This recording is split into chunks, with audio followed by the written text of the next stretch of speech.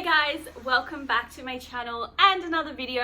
So today's video we are going to be discussing my 5-star reads of 2023. So I am only doing my 5-star reads just because there are 15 of them. Upon reflection, I have decided that 5 of them I'm not going to call my favorite reads of this year just because I loved them at the time, but I just don't think they're favorites in comparison to the rest of the novels on this list. So I will talk about those 5 at the end as like honorable mentions. These novels are going to be in no particular order whatsoever, so I'm just going to be literally doing them in the order that they're currently sitting in front of me. And the first book we're going to talk about is Yours Truly by Abby Jimenez. This is the second book in the companion series. The first one was Part of Your World, but I thought this one was fantastic. I really liked the representation of anxiety. We focus on 2 doctors. They're called Brianna and Jacob. They have a meeting together where Jacob gives off a really bad first impression and Brianna doesn't really like him, so he apologizes to her via a letter, and then they keep up a relationship where they just send notes and letters to one another, and it's really sweet and adorable, and they eventually have this really sweet friendship, which then turns into a little bit of fake dating because he basically lies to his family and says that he's dating someone at the new hospital he's working at. His sister then catches him having a conversation and lunch with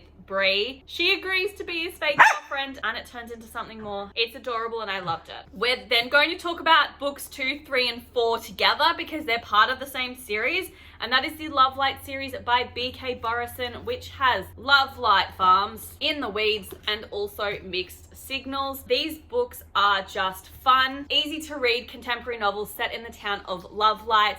We focus in the first novel on Stella and Lucas. Stella is the owner of the Love Light Christmas tree farm and also has fake dating trope. It's adorable. I love her and Lucas. I think Stella and Lucas are my favorite couple. Oh, it's Luca, not Lucas. We then focus on In the Weeds, which has Evelyn, who is a social media influencer, and then also, is it Bennett?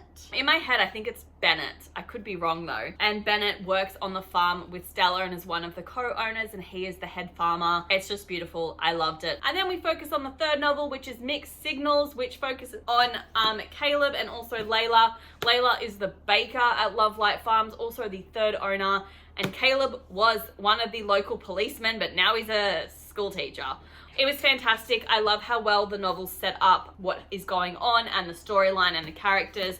They're just so well written. B.K. Burrison is a new favorite author of mine. I cannot wait for the 4th and final book to come out, which is Business Casual. It's coming out in 2024 and I cannot wait to read it. And then we go into book 6, which is one of 3 fantasy novels on this list, and that is Chain of Thorns by Cassandra Clare. This is the 3rd and final novel in the Last Hours trilogy, so there's not a whole lot I can say other than I loved it. This one is basically the sequel to the Infernal Devices. We focus on the children of the main characters from that series, and it's fantastic. I loved how she ended everything, brought it together. I thought she did a great job, and this is actually, I think, one of my favorite series by Cassandra Clare, and there's not a whole lot I can say about this, A, because I don't remember, and B, because it is the 3rd and final book and I don't want to spoil anyone because I accidentally do that enough as it is. So that's that. I hope I said book 5 because this is actually book 6, which is Check and Mate by Ali Hazelwood. This is her first venture into the YA genre, and I loved this novel. It focuses on chess. We have our main character Mallory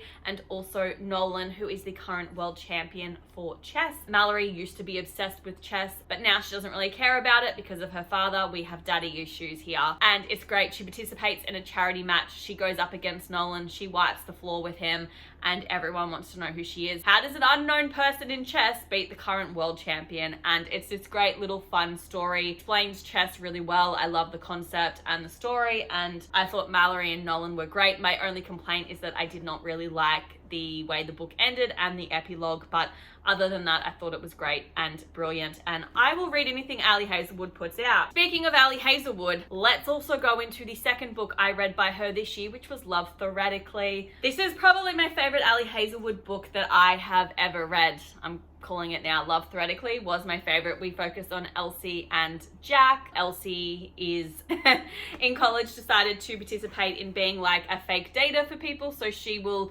let guys basically hire her out and she will be their fake date for weddings and family events. Her favorite client that she regularly does fake dates with has an older brother called Jack. I think she's a theoretical physicist and she goes for a job at a university. Didn't know that Jack works there. And he's very confused because as far as he knew, Elsie was in fact a librarian and now he thinks that she's lying to his brother. It was just so well written. I loved it. Elsie and Jack are my favorite couple. I thought they were fantastic and I had a great time reading this. Just because we're talking about Ali Hazelwood, let's just keep the train rolling. And the first book I read by her this year was the Loath to Love You novella Bind Up by her, which features Under One Roof, Stuck With You, and Below Zero. We focus on 6 new characters who I feel like do make an appearance or like mention in some of these other novels, but I can't remember the connection. But we do focus on 3 best friends who are an environmental engineer, a civil engineer, and then a NASA aerospace engineer. So we've got Mara, Sadie, and Hannah. Just their cute little fun stories. Also a subplot with romance. Under One Roof was my favorite, then Stuck With You, and then Below Zero, so it went in order. That was my favorite, but I thought this was great. I loved it. The whole thing's 5 stars for me. I tried to tell myself that some of the other stories were like 4 and 4.5 stars, but that was just because I didn't want to justify giving 3 of these novels 5 stars, but I should have done it because they were deserving of it. And then the last 2 novels, so book 9 and book 10 on this list for my 5-star reads. It's going to be no surprise to anyone, but it is the Fourth Wing series by Rebecca Yarros, so obviously Fourth Wing, and then the sequel Iron Flame. I read both of these in November. I thought they were fantastic. They focus on dragons. It's Divergent meets dragons. We're in a war college. We're training to be dragon riders. People are dying. Dragons are sassy. It's amazing. We also have a bit of like a save the world trope because of course that happens.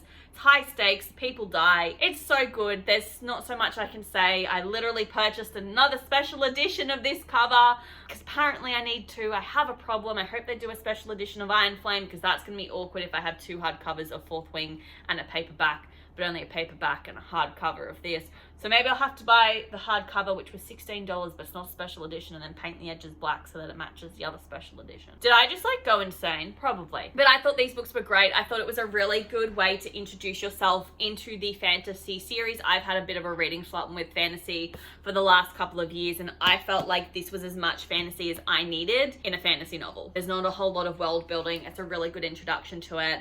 And I thought it was great. I loved it. And I can't wait to see what happens in the next 3 books. So watch out. The 3rd book that I'm hoping comes out next year will in fact be on my 2024 favorites list. Alrighty, so they are the 10 books that I am saying are my favorite reads of 2024. Like I said, keeping this fun and simple. We are then going to go into my honourable mentions, which are 5 other books that I rated 5 stars, but I just don't think are my favorites. Some of these might be surprising. One of these I wanted to keep on my favorites, but I had to be honest with myself that it just wasn't. It wasn't my favorite book by this author. And that first honorable mention we're talking about is Happy Place by Emily Henry. Please Don't Come For Me. I know everyone really, really loved this book, but for me, I just think that book lovers and people we meet on vacation / you and me on vacation were better books for me. Like, I just didn't really connect to the characters, to be honest. I couldn't relate. So that's why it's an honorable mention. It's not my favorite Emily Henry novel. I did really enjoy it and love it, but there were books I just liked more than this, and that's why it's an honorable mention for me. The next honorable mention might also be a little bit of a shock. The Wake Up Call by Beth O'Leary. Like I was saying with Happy Place, I don't think this is my favorite Beth O'Leary book at all. There are others by her that I enjoy much more. I do think I rated this one and Happy Place 5 stars just because I love all of their other books and I rate them 5 stars, but in all honesty, these ones are probably more 4 to 4.5 star reads for me, which is fine, and I just need to go into 2024 holding myself a bit more accountable and honest. I enjoyed the book, but there was just something slightly missing for me, and I can't call it my favorite, and I just can't justify saying it's a 5-star favorite read for me when it wasn't. Okay, and then the third novel that I am making an honorable mention is Chef's Kiss by TJ Alexander. I stand by the 5-star read. I thought it was a great book. I just wouldn't call it my favorite. These 10 on the list I prefer more, and I just didn't want to make the list 15 books long. This is a great novel. In my opinion, got really really fantastic representation for the queer community. Both our characters are queer.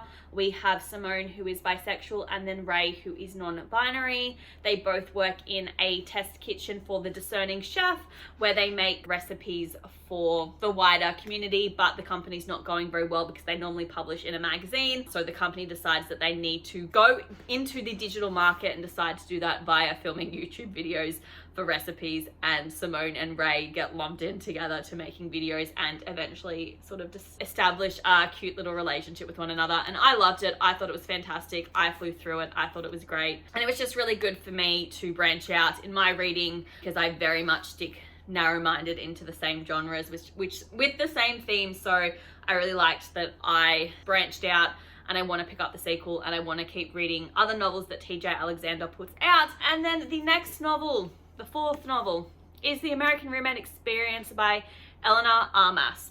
I still stand by that this is my favorite novel by her. I stand by it. However, in comparison to the other novels, it just doesn't stand the test of time with them.